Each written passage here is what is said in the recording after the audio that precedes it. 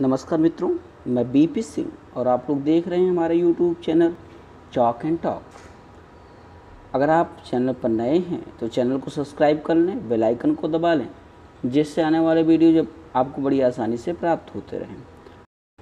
आज हम लोग इस वीडियो में कक्षा 12 पोट्री द ट्रू ब्यूटी का रेफरेंस कॉन्टेस्ट ऑन स्प्लेन देखेंगे।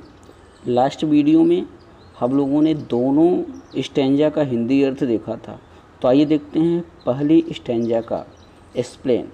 पहली स्टैंजा है ही that loves a rosy cheek or a coral lip admires or from star like eyes the seek fuel to maintain his fires as old time makes this decay so his flame must waste away.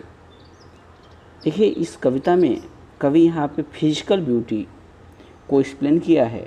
कवि कहता है कि वह प्रेमी जो अपनी प्रेमिका के गुलाबी गालों से प्रेम करता है और अ कोरल लिप एडमायर अथवा उसके मूंगी जैसे लाल होठों की प्रशंसा करता है और from star like eye doth seek fuel to maintain his fires अथवा अपनी प्रेमिका की चमकीली आँखों में स्टार लाइक आइज तारों जैसी चमकीली आँखों में fuel to maintain his fires ईंधन खोजता है।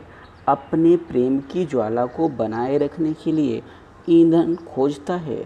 As old time makes the decay, जैसे ही समय बीतेगा उसके प्रेम की ज्वाला स्वतः ही समाप्त हो जाएगी। तो ये है उसका हिंदी अर्थ। आइए अब आगे देखते हैं इसका रेफरेंस कॉन्टेस्ट एंड एक्सप्लेन। सबसे पहले reference, these lines have been taken from the poem the true beauty and composed by Thomas Carew. ये रेफरेंस है। Contest, in these lines the poet says that the love based on physical beauty fades away with the passes of time because beauty decades with time.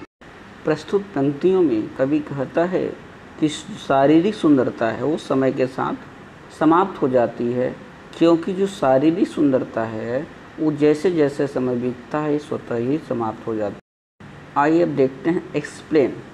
The poet says that, कवि कहता है कि many people think that, कई लोग सोचते हैं कि having cheeks as red as rose, lips as red as coral and eyes as bright as star make a woman beautiful। कई लोग ऐसा सोचते हैं कि अगर कोई महिला है, प्रेमिका अगर जो है उसके गाल गुलाब जैसे लाल हैं, गुलाब जैसे गुलाबी हैं, मूंगे जैसे लाल अगर उसके होठ हैं और तारों जैसी चमकीली आँखें हैं, तभी वह सुंदर है। These physical attractions supply fuel to the fires for their love। ये जो शारीरिक सुंदरता है, चाहे वो गुलाबी गाल हो, चाहे मूंगे जैसे लाल होठ हों, चाहे चमकीली आँखें हों, ये प्रेमी को सिर्फ और सिर्फ उसके प्रेम को बनाए रखने के लिए फ्यूल, ईंधन प्रदान करती हैं।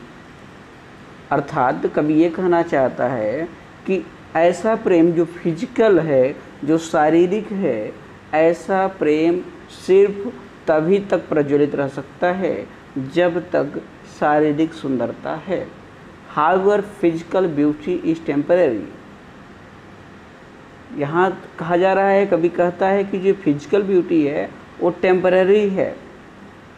It will die with the passes of time, यह समय के साथ स्वतः ही समाप्त हो जाएगी। When it will fade away, जब ये शारीरिक सुंदरता कम हो जाएगी। The lover have no source of inspiration, तो प्रेमी के पास कोई सोर्स नहीं होगा ऑफ इंस्पिरेशन, प्रेरणा लगेगा उसके प्रेम की ज्वाला को प्रज्वलित करने के लिए, ऐसा कुछ नहीं होगा। So his feelings of love will also die, तो उसको जो प्रेम की भावनाएं हैं वो भी मर जाएंगी, ख़त्म हो जाएंगी। Thus a man should not be attracted by physical beauty।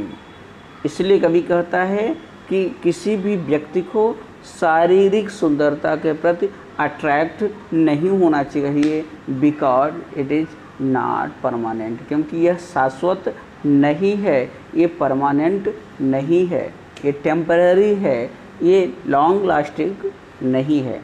तो ये रहा है आपका पहली स्टेंजा का रेफरेंस कॉन्टेस्ट एंड स्पेन। अगली स्टेंजा जो है स्पिरिचुअल ब्यूटी पे, स्पिरिचुअल ब्यूटी की जहाँ पे कवि ने एक्सप्लेन किया है, उसको हम लोग अगले वीडियो में देखेंगे। Thank you, thanks for watching me.